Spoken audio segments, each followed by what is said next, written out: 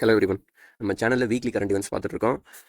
Already part 4 video வரையும் போட்டிருப்பேன். இது பார்ட் 5 வீடியோ. இந்த வீடியோவில் முக்கியமான பர்சன்ஸ், அவங்களுடைய புக்ஸு, ஸோ இந்த மாதிரி விஷயத்தெல்லாம் வந்து இந்த வீடியோவில் பார்த்துருவோம். ஃபர்ஸ்ட்டு காமியா கார்த்திகேயன். யார் இவங்க அப்படின்னு பார்த்தோம்னா, இப்போ இவங்க ஒரு சாதனை பண்ணியிருக்காங்க.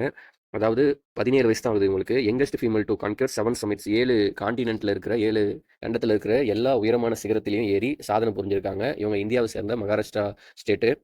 ஸோ ஆப்பிரிக்காவில் இருக்கிற கிளிமஞ்சாரோ, யூரோப்பில் இருக்கிற எல்பிரஸ், ஆஸ்திரேலியா இருக்கிற கொசிசிகோ, அடுத்ததான் சவுத் அமெரிக்காவில் இருக்கிற அக்கான்குவா, அடுத்ததான் நார்த் அமெரிக்காவில் இருக்கிற டெனாலி, ஏசியாவில் இருக்கிற எவரெஸ்ட்டு, அண்டார்டிகாவில் இருக்கிற வின்சன், இது மாதிரியான உயர்ந்த சமிட்ஸ்லாம் வந்து ஏறி இவங்க சாதனை புரிஞ்சிருக்காங்க. ஸோ காமியா கார்த்திகேயன் அதை பார்த்து வச்சுக்கோங்க. அடுத்ததாக ஃபாஸ்டஸ்ட்டு 200 விக்கெட்ஸ், 200 விக்கெட்ஸ் எடுத்த ஃபாஸ்டஸ்ட் பவுலர் அப்படின்ற பேர் எடுத்திருக்கிறது இந்தியனா பேர் எடுத்திருக்கிறது பும்ரா.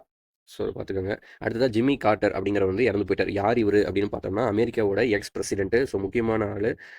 இவருக்கு வந்து 2002 பீஸுக்கான நோபல் பரிசு வந்து கிடச்சிச்சு. ஸோ ஜிம்மி கார்ட்டர்னா யாருன்னா, அமெரிக்கானோட எக்ஸ் பிரசிடென்ட்.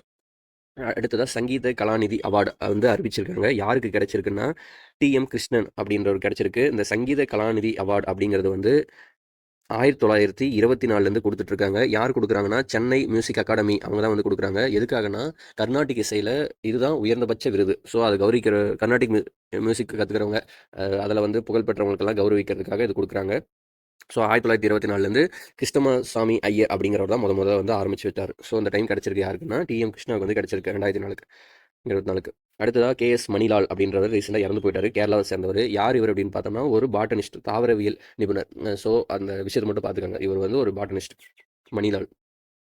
ஓகே, அவ்வளோதான். ரிப்போர்ட்லன்னு பார்த்தோம்னா, இப்போது ரீசெண்டாக யுனெஸ்கோவுடைய கல்ச்சுரல் ஹெரிட்டேஜ் லிஸ்ட்டில் வந்து ரீசெண்டாக ஒன்று ஆட் பண்ணியிருக்காங்க. என்னது யுனெஸ்கோ கல்ச்சுரல் ஹெரிட்டேஜ் லிஸ்ட் அப்படின்னு பார்த்தோம்னா, யுனெஸ்கோ வந்து பெரும்பாலும் என்னதுக்கு வந்து ஒரு சைட்ஸ், ஒரு முக்கியமான இடங்கள், கோட்டைகள், இல்லை அழிஞ்சு கொண்டிருக்கிற ஏதாவது ஒரு பிளேசஸை பார்த்து அவங்க வந்து ஒரு தத்தெடுத்துப்பாங்க. அதில் வந்து அவங்க ஃபண்டு கொடுத்து அதை வந்து டெவலப்மெண்ட் பண்ணுவாங்க. அந்த வகையில் இந்தியாவில் வந்து இது வரைக்கும் நியர்லி ஒரு 43 சைட்ஸை வந்து கண்டுபிடிச்சி லாஸ்ட்டாக 43வது வந்து அகோம் அப்படிங்கிறது, அஸ்ஸாமில் இருக்கிற அகோம் வந்து தத்தெடுத்துப்பாங்க.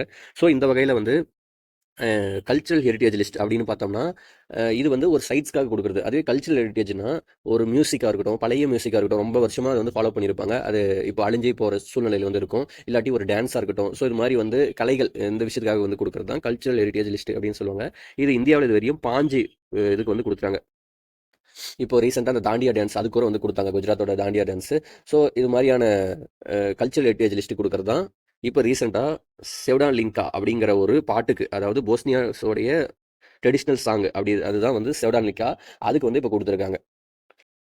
ஸோ அதை பார்த்து வச்சுக்கோங்க. அடுத்ததாக சென்ட்ரல் கிரவுண்ட் வாட்டர் போர்டு இப்போ ரீசெண்டாக கிரவுண்ட் வாட்டர்லாம் வந்து மெஷர் பண்ணி ஒரு ரிப்போர்ட் வந்து ரிலீஸ் பண்ணாங்க. சிஜிடபிள்யூபி.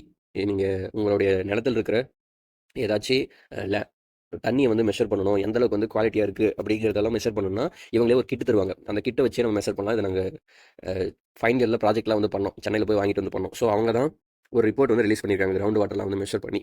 அதில் என்ன சொல்கிறாங்கன்னா, தமிழ்நாட்டில் நைட்ரேட் கண்டாமினேஷன் அதிகமாக இருக்குது. நைட்ரேட் அண்டு யூரியா கண்டாமினேஷன் வந்து அதிகமாக இருக்குது அப்படின்னு வந்து சொல்லியிருக்காங்க. நைட்ரேட் கண்டாமினேஷன் ஏன் அதிகமாகுது அப்படின்னு பார்த்தோம்னா, இப்போ ரீசெண்டாக அதிகமாக இந்த தஞ்சாவூர் டெல்டா மாவட்டத்திலாம் வந்து நிறைய யூரியா போடுறாங்க. ஸோ அதனால் வந்து ஆட்டோமேட்டிக்காக நைட்ரேட் கண்டாமினேஷன் வந்து அதிகமாகிடுது. இதனால் என்ன பிரச்சனை ஆகுதுன்னா, குழந்தைங்களுக்கு வந்து தோல் வியாதி ஆகிறதும், இந்த ப்ளூ பேபி சிண்ட்ரோம்னு சொல்லுவாங்க, அந்த விஷயம் அதெல்லாம் வந்து வரது வந்து நைட்ரேட் கண்டாமினேஷன் அதிகமான வந்து வரும். ப்ளஸ் வந்து கிட்னி ஃபெயிலியர், லிவர் ஃபெயிலியர் மாதிரி நிறைய பிரச்சனை வந்து வரும். ஸோ அதனால் வந்து நைட்ரேட்டை வந்து குறைக்கணும் அப்படின்ற மாதிரி சொல்லியிருக்காங்க. அடுத்ததாக UDISC plus report 2023 to 24 report வந்து ரிலீஸ் பண்ணியிருக்காங்க. இது என்னன்னு பார்த்தோம்னா, unified district information system for educational plus report. அது ஒன்றும் இல்லை, எஜுகேஷன் டிபார்ட்மெண்ட்டு கொடுக்குற ஒரு ரிப்போர்ட். எதுக்கு அப்படின்னு பார்த்தோம்னா, இப்போது ஸ்கூல் வந்து கொஞ்ச நாள் சேர்ந்துருப்பாங்க, ஒரு 2nd 3rd ஸ்டாண்டர்ட் வரையும் படிப்பாங்க, அப்புறமேட்டு வந்து நின்றுவாங்க. ஸோ இவங்கெல்லாம் நிற்கிறாங்கல்ல, எத்தனை பேர் வந்து நிற்கிறாங்க அப்படிங்கிறத வந்து, எத்தனை பேர் வந்து ஆப்சன்டீஸ் வராங்க, பிரைமரியாக இருக்கட்டும், செகண்டரியாக இருக்கட்டும், ஹையர் செகண்டரியாக இருக்கட்டும், இது மாதிரி எத்தனை பேர் வந்து நடுவில் நிற்கிறாங்க அப்படிங்கிற ஒரு ரிப்போர்ட் தான் இது. ஸோ அதன்படி பார்த்தோம்னா, அதிகமாக எங்கே பதிவாயிருக்குன்னா, மணிப்பூர், பீகார், மேகாலயா இங்கே தான் வந்து அதிகமான பேர் வந்து நியர்லி ஒரு 50% பேர் அடுத்து செகண்டரி போகாமல் நின்றுறாங்க, அந்த அப் டு 8th வந்து நின்றுறாங்க அப்படின்னு சொல்லியிருக்காங்க. நல்ல ஸ்டேட்ஸ்ன்னு பார்த்தோம்னா, ஆந்திரா, மகாராஷ்டிரா, ஹரியானா இங்கெல்லாம் வந்து நல்லா இருக்குது. 98% வந்து அங்கே எல்லாரும் அட்டன்டிவாக வந்துடுறாங்க அப்படின்னு வந்து சொல்லியிருக்காங்க. ஸோ அதே தான் நேஷனல் ஆவரேஜ்னு பார்த்தோம்னா 79%. அடுத்ததாக ஒரு டீச்சர் வந்து 30 பேருக்கு வந்து இருந்தால் வந்து கரெக்டாக இருக்கும் அப்படிங்கிற மாதிரி ஒரு ரேஷியோ இருக்குது. ஸோ அதன்படி பார்த்தோம்னா, ஜார்க்கண்ட் வந்து 35 ஸ்டூடெண்ட்டுக்கு ஒரு டீச்சராகவும், பீகாரில் 32 ஸ்டூடெண்ட்டுக்கு வந்து ஒரு டீச்சராகவும் இருக்கிறாங்க. ஸோ இதில் நல்லதுன்னு பார்த்தோம்னா, சிக்கிம் 8 பேருக்கு ஒரு டீச்சர். அது மாதிரி மிசோரம், இமாச்சல் பிரதேஷ். ஸோ இதெல்லாம் வந்து கம்மியான ரேங்க். ஸோ அதை பார்த்து வச்சுக்கோங்க. சும்மா இதில் ஒரு கிளான்ஸ் தெரிஞ்சுக்கோங்க, அவ்வளோதான். ஸோ இது தமிழ்நாட்டில் எப்படி இருக்குது அப்படின்னு பார்த்தோம்னா, நம்மளோட இடைநிற்றல் சதவீதம் 0. அதாவது 1 to 8வது படிக்கிற வரையும் எல்லாருமே ஸ்கூல் போயிடுறாங்க, யாரும் வந்து நிற்கிறது கிடையாது. ஸோ அப்படி அதனால வந்து 0. ஸோ நல்ல ஸ்டேட் எஜுகேஷனில் வந்து நல்லா நம்ம முக்கியத்துவம் கொடுக்கணும் அப்படிங்கிறது வந்து இது மூலிமா தெரிய வருது. அடுத்ததாக 9 to 10வதுல வந்து 7.68% வந்து நின்றுறாங்க அப்படின்ற மாதிரி வந்து ரிப்போர்ட் கொடுத்துருக்காங்க. சரி, ஓகே. அடுத்ததாக ஸ்கீம்ஸ் அண்ட் கமிட்டி அப்பாயின்மெண்ட்ஸு அப்புறம் டேஸ்லாம் வந்து அடுத்தடுத்த வீடியோவில் பார்ப்போம். ஸோ இது மாதிரி எக்கனாமிக்ஸ் அதெல்லாம் வந்து போட்டிருப்பேன். பார்க்காதவங்க பார்த்து தெரிஞ்சுக்கோங்க. தேங்க்யூ.